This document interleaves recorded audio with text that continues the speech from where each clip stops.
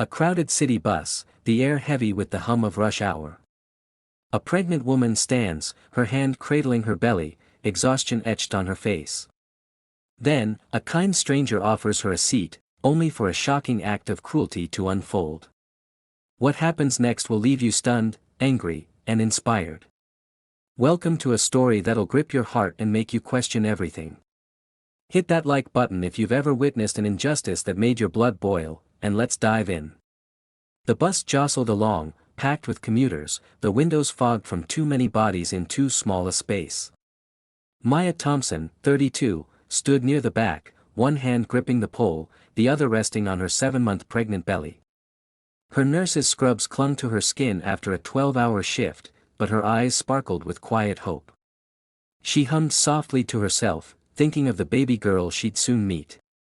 Maya had faced her share of challenges, whispers at work, sideways glances in stores, but she carried herself with grace, her mother's words echoing in her mind, "Never let anyone dim your light." She was determined to give her daughter a world full of love. As the bus lurched, Maya swayed, her legs aching. A man nearby, James, noticed her struggle. He was in his late 40s, a construction worker with calloused hands and a weary but kind face. He stood, his voice low but warm.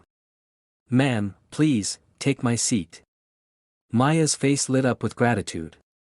"Thank you," she said, her voice soft but sincere. She sank into the seat, relief washing over her.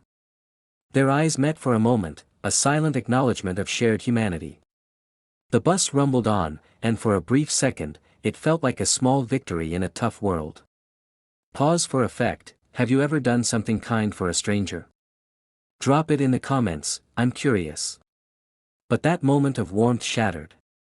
Across from Maya sat Karen, a woman in her 50s with a pinched expression and a designer handbag clutched tightly. As Maya settled in, Karen's eyes narrowed. Without warning, she swung her leg up and planted her foot on the edge of Maya's seat, inches from her lap. A murmur rippled through the bus. Maya froze, her breath catching. Karen leaned forward, her voice a venomous whisper. "You don't belong in that seat."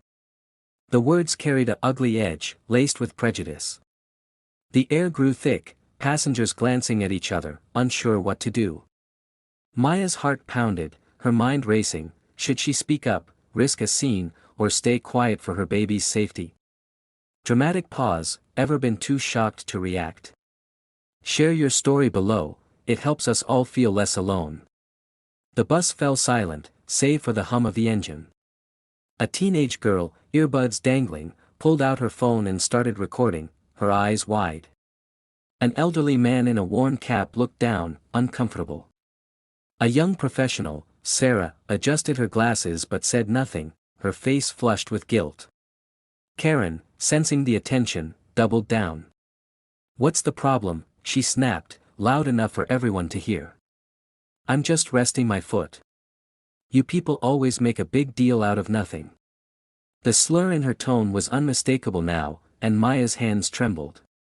She wanted to scream, to demand respect, but the weight of her pregnancy, the fear of escalation, held her back.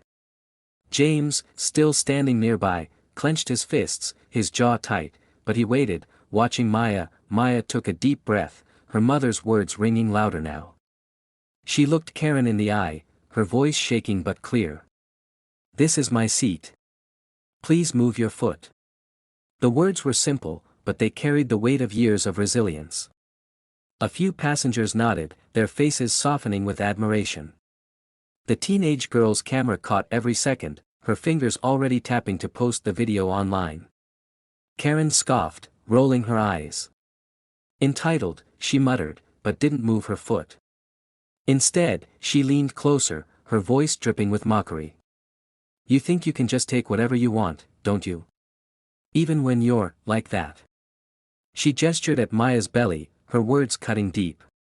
Pause, voice softens. "If you're rooting for Maya right now, smash that like button. Let's show her some love."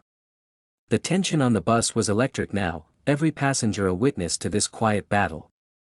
Sarah, the professional, shifted uncomfortably, her silence weighing on her. The elderly man muttered something under his breath, his hands fidgeting. James took a step closer, his presence a silent support for Maya. The teenage girl's video was already spreading, comments popping up on her screen, "This is disgusting," and "Someone help her." Maya felt the eyes on her, the pressure building. She wanted to cry, to run, but she thought of her daughter, of the world she wanted her to grow up in. "I deserve respect," Maya said, louder now, her voice steadying. "We all do." A few passengers clapped softly, emboldened by her courage. Karen's smirk faltered, but she wasn't done. "Oh, please," she sneered. "You're causing a scene." Typical. The bus screeched to a sudden stop, jolting everyone. The driver's voice crackled over the intercom, something about a delay, but no one was listening. All eyes turned to the front as a tall, commanding figure stepped aboard. Maya's face softened, a mix of relief and love washing over her. The man's presence filled the space, his tailored suit and calm demeanor demanding attention. Whispers spread among the passengers, someone recognized him, but who was he? Karen's smugness wavered as he strode toward Maya, his eyes locked on her. The teenage girl's camera swiveled to catch him, her video now live streaming to thousands. Voice rises, urgent, "Who is this man, and what's he about to do? You won't believe what happens next. Subscribe and hit that bell icon so you don't miss the reveal." The man knelt beside Maya, his hand gently touching hers. "Are you okay?" he asked, his voice low but powerful. Maya nodded, tears brimming but unshed. He turned to Karen, his gaze unflinching. The bus was a powder keg, ready to explode. Passengers leaned forward, sensing something monumental was about to unfold. The teenage girl's phone buzzed with notifications, her video was going viral, hashtags like #JusticeForMaya trending. Karen shrank back, her bravado crumbling under the weight of the moment. Slow, dramatic tone, this is where everything changes. Keep watching to see how one man's identity flips this story upside down. Share this video with someone who needs to see it, and let's. A pregnant woman, Maya, humiliated by a racist passenger, Karen, stands her ground. A kind stranger, James, watches over her, and now a mysterious man, tall, commanding, and radiating power, has just stepped aboard. Maya's face lights up with love, but who is he, and how will he turn this moment upside down? If you're new here, hit that subscribe button to join our storytelling family. Buckle up, this is about to get wild. Smash that like button if you're ready for justice.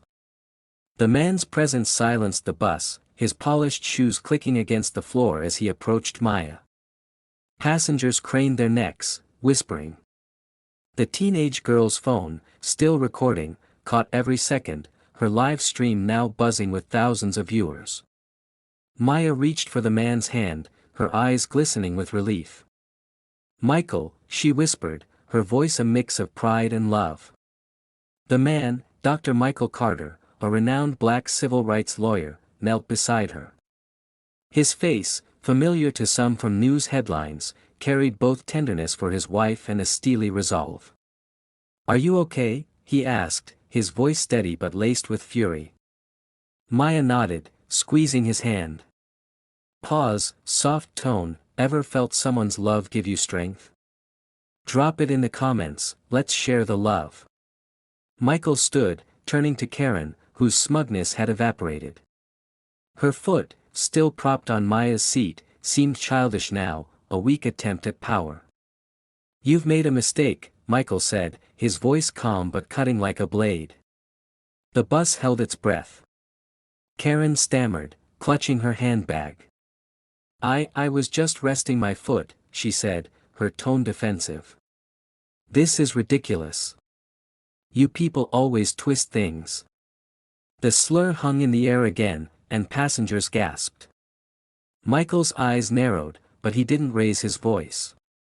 Instead, he spoke with precision, like a lawyer in court. "What you've done is harassment, and it's illegal. You'll answer for it." His words landed like a gavel, and Karen shrank back. Voice rises, if you're cheering for Michael, hit that like button. Let's show him some support. The teenage girl's video was exploding online now, hashtags like #justice for Maya trending across social media. Comments flooded in, expose her, and this man's a legend. Sarah, the young professional who'd stayed silent before, stood up, her face flushed with guilt. I should have said something earlier, she admitted, looking at Maya. I'm sorry. That was wrong. Her voice shook, but her apology felt raw, real.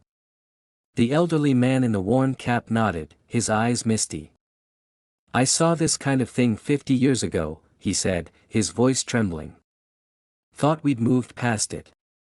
His words stung, a reminder of how little some things had changed. James, the construction worker, gave Maya a small nod, his quiet strength a steady anchor. Pause, reflective, ever regretted staying silent? Share your story below, it's how we grow. Karen, cornered, tried to deflect. You're all ganging up on me, she snapped, her voice shrill. I'm the victim here. But the passengers weren't buying it. The teenage girl's phone buzzed with notifications, her video had reached a local news outlet. Outside, a news van pulled up as the bus stopped at the next station. Reporters swarmed, cameras flashing. Karen's face paled as she realized her actions were now public. Online, viewers dug into her identity. Karen Mitchell, owner of a local boutique, already known for complaints about discriminatory service. Her business's social media pages were flooded with one-star reviews. Excited tone, the internet's fighting back. If you love seeing justice served, smash that subscribe button. Michael stepped forward, addressing the passengers like a leader rallying a crowd. This isn't just about one person, he said, his voice resonant. It's about a system that lets this happen. We stand up, not just for Maya, but for everyone who's been made to feel less than. His words hit hard, and passengers nodded, some wiping tears. Maya stood beside him, her hand on her belly, her voice soft but powerful. I was scared, she admitted. But I thought of my daughter. I want her to grow up in a world where she's respected, not judged. The bus erupted in applause, passengers moved by their courage. Even the driver, listening from the front, clapped. Emotional pause, if Maya's strength inspires you, hit that like button and share this video.